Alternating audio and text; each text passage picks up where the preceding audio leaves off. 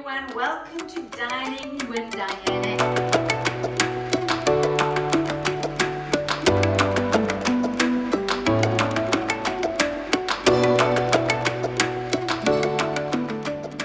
And today I'm going to show you how to make buttermilk rusks. That is going to be absolutely delicious. It's a real South African thing. So what I want you to do is get out 3 bowls. One microwavable bowl, the smallest one, medium size bowl, and a large one. In the first bowl, I want you to put 250 grams of butter, and I want you to melt it for 1 minute.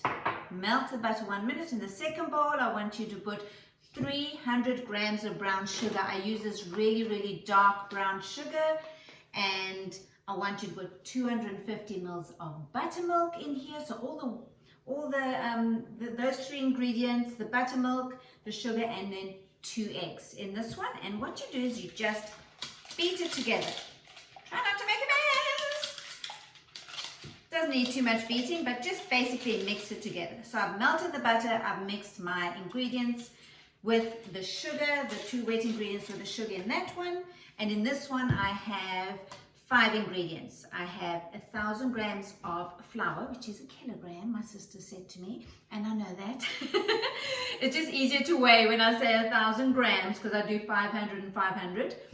And then you put in 1 teaspoon of salt, 5 teaspoons of baking powder, and I like this Rumford here in America because it doesn't have that aftertaste like a lot of baking powders have.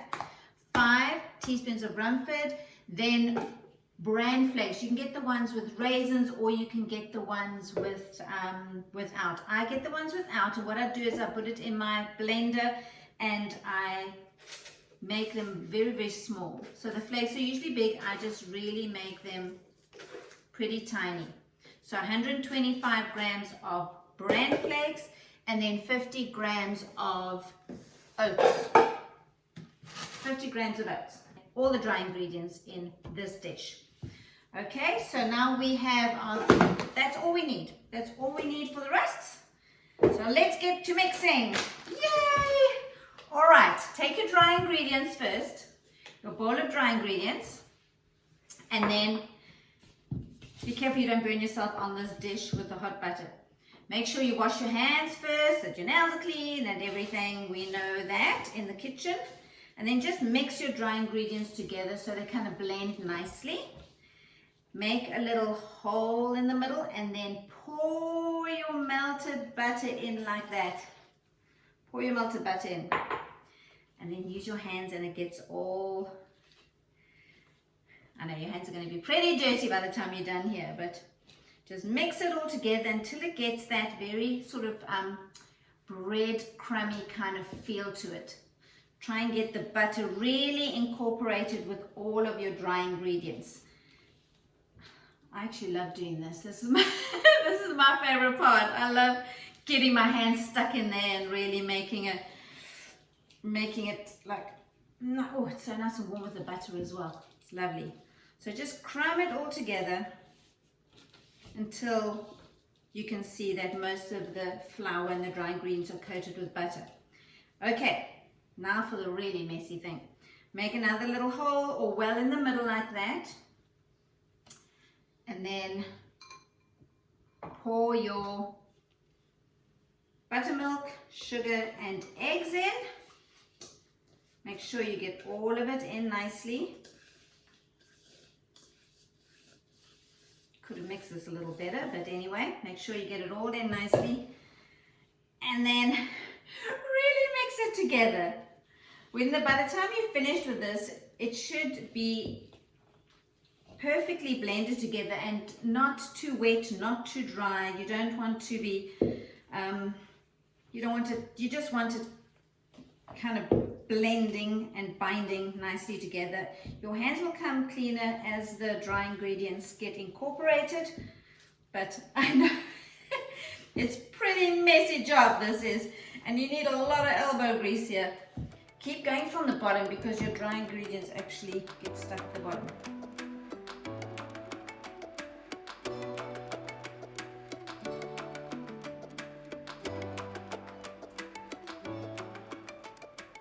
There we go. Just so it all binds together. And you see it kind of comes off your hands quite a lot.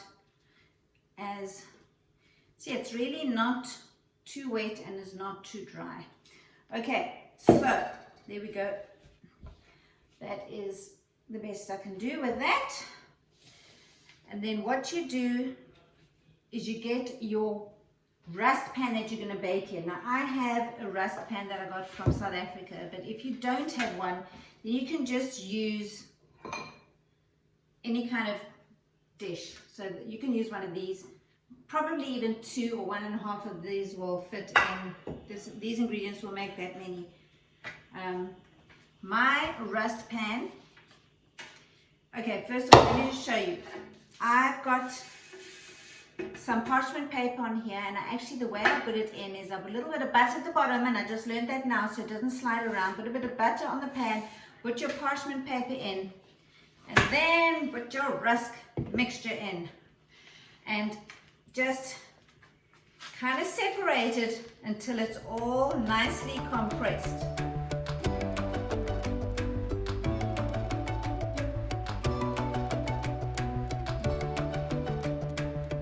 And then just flatten it out all the way around.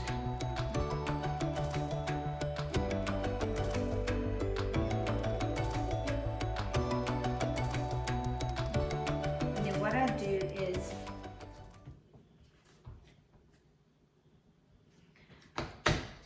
I use my cutter. This is a rusk cutter, but you can just use a knife and just cut through the dough. So I just actually use that to make the lines. So can you see that? So this is actually going to make 50 rusks. But what I do is I cut through it. What I forgot to do is put the oven on to 350, but my oven heats up very quickly. If your oven doesn't heat up very quickly, then what you need to do is you need to actually turn your oven on before you start making your rusks.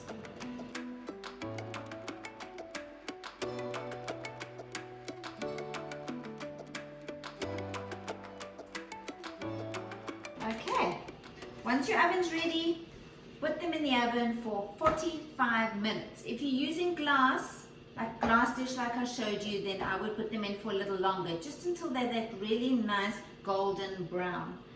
And as I said, you can add all sorts of things to it, and I will come back to you after the 45 minutes and show you exactly how to finish them off and how to dry them out. So talk to you soon. Okay, I'm back. The rusks are ready. Let's take them out the oven. Oh, look how beautiful those look. Look amazing. I'm so excited. Okay, so once your rusks are out of the oven, then what you do is you take your knife again that you cut it the first time, and you again just cut along those lines that you cut previously. Just quickly separate them.